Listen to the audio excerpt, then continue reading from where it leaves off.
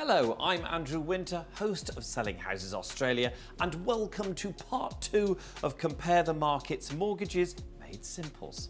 In this section, we will be talking about the second C, capacity, which is about your, you guessed it, capacity to handle and repay the home loan you are applying for. There's a lot of ground to cover here, but the big ticket item is your regular income versus your regular expenditure. Yes, that's right. We are talking about your spending again, but this time it will be about the numbers attached to your spending rather than the nature of the individual transactions and how it all factors into something called your borrowing power.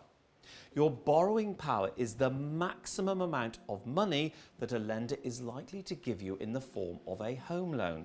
It's based on how much you can afford to put towards a repayment per pay, which in turn determines how large a home loan you can afford at a given interest rate. And on that note, it's important to understand what does and doesn't affect your borrowing power, because interest rates certainly will. The higher the interest rate is on a home loan of a given size, the more you'll have to pay in interest, meaning a rate hike will shrink your borrowing power and push certain home loan sizes out of your affordability range. Something that doesn't affect your borrowing power in the slightest, the size of your deposit. Shocking, I know, but think about it. Imagine you've worked an okay paying job for decades and you've managed to save up, say, $1 million. It's a silly number, but bear with me. Rule of thumb says a conventionally ideal deposit is at least 20% of the loan, right? So your $1 million would make for a 20% deposit towards a $5 million home loan. That bit checks out fine, but now think about it. How big the repayments would be on a $5 million home loan. Do you think the income from your okay paying job is going to cover them? Probably not. Having a safe deposit is crucial to being approved for a home loan, but when it comes to borrowing power, it's all about how much you earn and spend. So let's take a look at the factors that have the largest impact on your borrowing power and how a lender will go about assessing them. When it comes to your primary source of income, that is your job, the lender is going to be looking for a few different key things. The first thing they're going to want to see is stability. How long have you had your current job and how long have you been in that industry? You don't need to have spent the last decade in your current role by any means. They'll just be looking for evidence that you are experienced at what you do and presumably more likely to remain employed. That being said, if your job history is made up of countless short-lived stints at different companies, the lender may be less confident in your ability to stay employed. So that's your income, but what about your expenditure and liabilities? At this stage in the game, the lender has figured out how much you make and is now trying to calculate how much of that income is generally going to be accounted for by your regular everyday expenditure. As we've mentioned, they'll take a pretty thorough look through your bank statements and spend some time getting to grips with the kind of spender you are. But to get a firmer idea of how much you spend relative to your peers, the lender may also use something called the Household Expenditure Measure, or the HEM for short. The HEM is a benchmarking tool that tells us the average amount of money that different types of households are spending on a standardized set of goods and services. By comparing an applicant's expenditure against the HEM, a lender can see whether that applicant spends more or less than what's considered average for their household type, which will be determined by your location, whether it's a single or coupled household, and how many children you have, if any.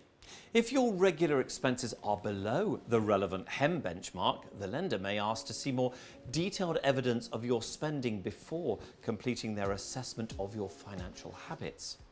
If your self-declared expenses are well below the relevant HEM benchmark, the lender may just even decide to use that benchmarked value instead when calculating your borrowing power.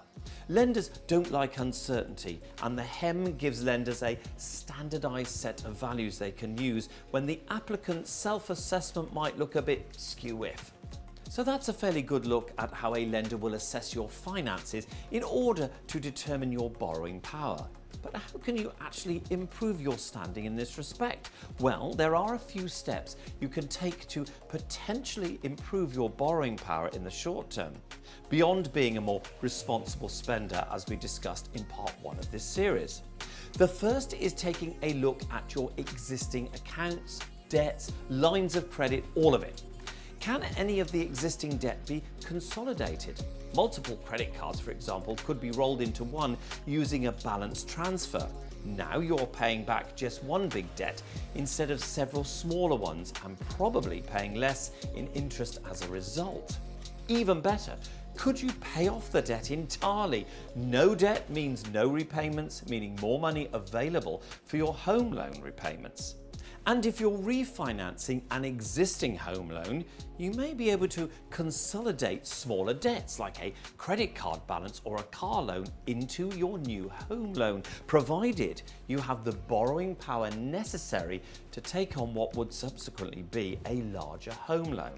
And while, yes, increasing your home loan by more than a little bit might seem like an intimidating prospect, the difference is now all your debts are all in one place and on the same single-digit interest rate, as opposed to the double-digit interest rates you tend to see on those smaller debts. And finally, it is absolutely worth taking a look at your own bank statements before you send them off to your lender for review. Flag any one-off expenses, like say a dentist visit or a pet bill, something you wouldn't expect to pay frequently. If you can catch these individual transactions and flag them as such, it may see you end up with more borrowing power than if you'd not done so. Lenders can't always tell what are and are not regular expenses, so you may end up artificially inflating your spending in their eyes if you don't put in that little bit of extra effort at the start. Well, that's the second C. We definitely covered a lot there. Hope you were taking notes. I'll see you next time in part 3, where we will be discussing the third C, capital.